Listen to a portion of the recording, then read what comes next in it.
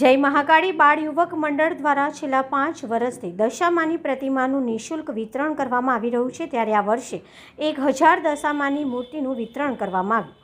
વડોદરા શહેરના કિશનવાડી ગધેડા માર્કેટ ખાતે જય મહાકાળી બાળ યુવક મંડળ દ્વારા છેલ્લા 5 વર્ષથી દશામાની મૂર્તિનું વિતરણ કરવામાં આવી રહ્યું છે, ત્યારે આ વર્ષે પણ દશામાની મૂર્તિનું વિતરણ કરવામાં આવ્યું. પ્રથમ વર્ષે 100 મૂર્તિનું વિતરણ કરવામાં આવ્યું, ત્યારે આ વર્ષે 1000 મૂર્તિનું વિતરણ કરવામાં આવ્યું.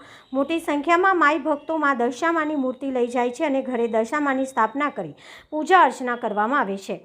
આ કાર્યક્રમમાં વડોદરા શહેર કોંગ્રેસ સમિતિના પ્રમુખ ઋત્વિક જોશી, વિપક્ષના નેતા ચંદ્રકાંત શ્રીવાસ્તવ ઉપસ્થિત રહ્યા હતા અને તેઓના હસ્તે માઈ ભક્તોને મા દશામાની મૂર્તિનું વિતરણ કરવામાં આવ્યું હતું. વધુમાં રાજેશભાઈ માછીએ જણાવ્યું હતું કે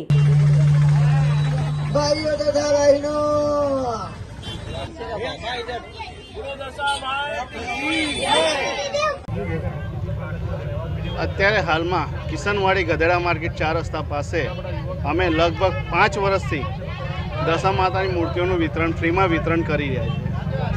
અમે જ્યારે સ્ટાર્ટ કરેલું ત્યારે અમે 100 મૂર્તિથી સ્ટાર્ટ કરેલું. આજે અમે 1000 મૂર્તિ લઈને 1000 મૂર્તિ સુધી અમે વિતરણ કરીએ છીએ અને ઘણા ભાવિક ભક્તો આવે છે જે ફ્રીમાં મૂર્તિ અમે એમની જો કોઈ વિનામૂલ્યે મૂર્તિનું વિતરણ કરી રહ્યા છીએ. 5 વર્ષથી અમે આ વિતરણ કરી રહ્યા છીએ. મારું નામ રાજેશ માછી અને મેં પોતે આ મૂર્તિ વિતરણ કરું.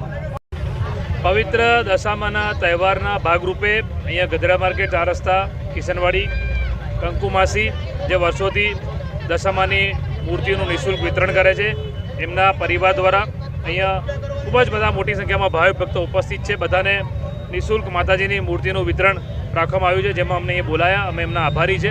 અને આ તહેવાર જે રીતે આપણે વડોદરા શહેરમાં ભગવાન શ્રી ગણેશની મૂર્તિની પ્રતિષ્ઠા કરીએ છીએ, એવી રીતે આ ધામધૂમથી દશામાનો તહેવાર પણ ઉજવાય છે. મોટા સંખ્યામાં યુવક મંડળો પણ સ્થાપના કરે છે અને વાતે ગાતે માતાજીની મૂર્તિ લાવવામાં આવે છે. ત્યારે અહીંયા પણ બધા જે પોતાના ઘરે પ્રતિષ્ઠા કરતા હોય છે, તમામ બહેનો બહુ મોટી સંખ્યામાં છે. માતા દશામાને પ્રાર્થના કરીએ કે તમામને માતાજીના આશીર્વાદ મળે. જય દશામા. આજે કિશનવાડી ગધેડા માર્કેટ આમ જોવા જઈએ તો કંકુબા ચોક, કારણ કે અમારા કંકુબેનના સંબંધ 40 વર્ષથી છે. એમની એક એમ હતી, એમની એક પ્રતિજ્ઞા હતી કે એ દશામાં હું દશામાની મૂર્તિની સ્થાપના કરું છું. એ દશામાં મારું ઘર સુખી સંપન્ન થશે તો હું આ વિસ્તારના તમામ ઘરોની અંદર દશામાની પ્રતિમા આપી એમની પ્રાણ પ્રતિષ્ઠા કરાવી અને એમના ઘરમાં સુખ શાંતિ થાય એવી હું પ્રતિજ્ઞા લઉં છું. દશામાએ એમની વાત સાંભળી, એમનો ઘર ફૂલો ફાલ્યો, ભગવાને બધું આપ્યું. એમની એમ એ ભૂલ્યા નહીં. 5 થી 10, 10 થી 20, 20 થી 50, 50 થી 100, આજે 1000 પ્રતિમા, 1000 ઘરમાં પ્રતિમા જાય છે. એમનું એક જ એમ છે કે મારા પરિવાર છે 1000 ઘર, એ 1000 પરિવારના ઘરમાં સુખ શાંતિ ને સમૃદ્ધિ થાય. કારણ કે માં હંમેશા પોતાના બાળકો માટે ત્યાગ કરતી હોય છે. ગરીબથી ગરીબ બી માં હોય તો પોતાના દીકરા માટે બધું કરી છૂટે.